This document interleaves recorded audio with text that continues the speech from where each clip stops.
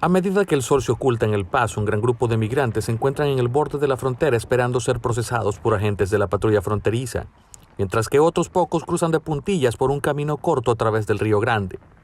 Estos migrantes forman parte de una gran oleada de cruces fronterizos observada en El Paso en los últimos días, y está sucediendo a medida que se acerca el esperado final de una restricción establecida por motivos de COVID-19, impuesta por el gobierno de Trump.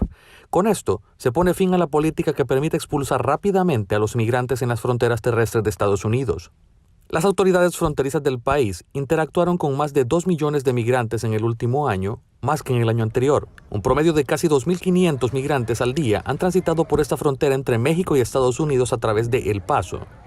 El título 42 solo va a empeorar esa situación y va a haber más arrestos. Así que vamos a ver que muchas personas serán liberadas en la comunidad y no estamos preparados para ello. Hace apenas 3 semanas, según la Oficina de Aduanas y Protección Fronteriza de Estados Unidos, el promedio de 7 días fue inferior a 1.700 arribos. Según un funcionario de inmigración de Estados Unidos, miles de migrantes ahora vienen de Centroamérica y Sudamérica, así como de Cuba.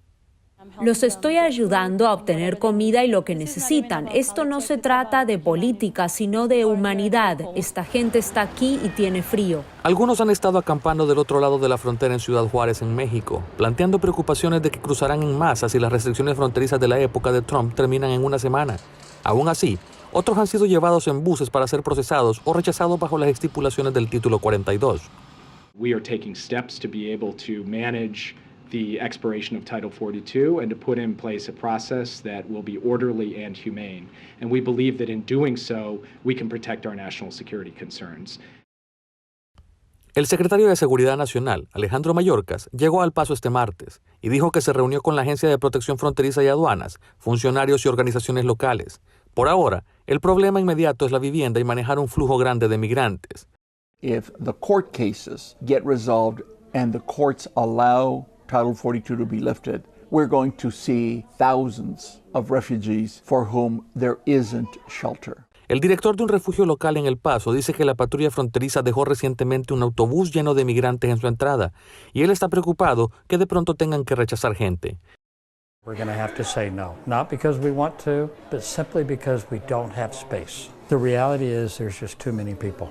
Ed Lavandera, CNN, El Paso, Texas. Un estudio publicado este mes por el Centro de Investigaciones Pew señala que después de las primeras etapas de la pandemia de COVID-19, más inmigrantes en Estados Unidos adquieren la ciudadanía.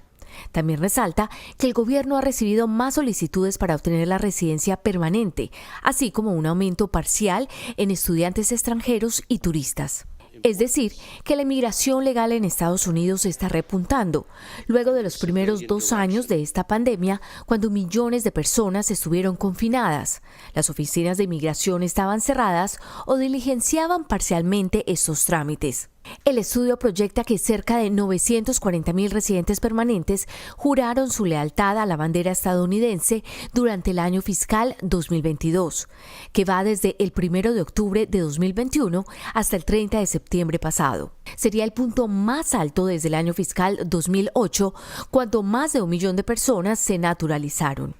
Por ejemplo, durante el trimestre de abril a junio de 2020, los primeros meses tras la declaración de pandemia, 81,000 personas se naturalizaron, mientras que en el trimestre de enero a marzo de 2021 fueron más de 200,000 y siguió por encima de ese nivel.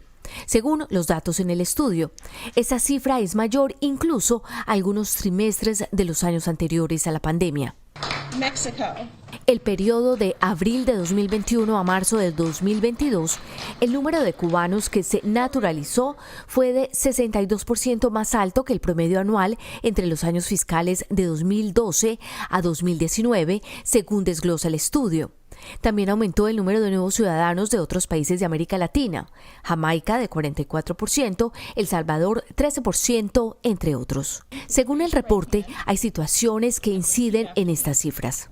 El repunte en las naturalizaciones se alinea con aumentos en otras medidas de inmigración legal desde la primavera de 2020, cuando ocurren las restricciones relacionadas con la pandemia, el cierre de fronteras y había un cierre generalizado de oficinas.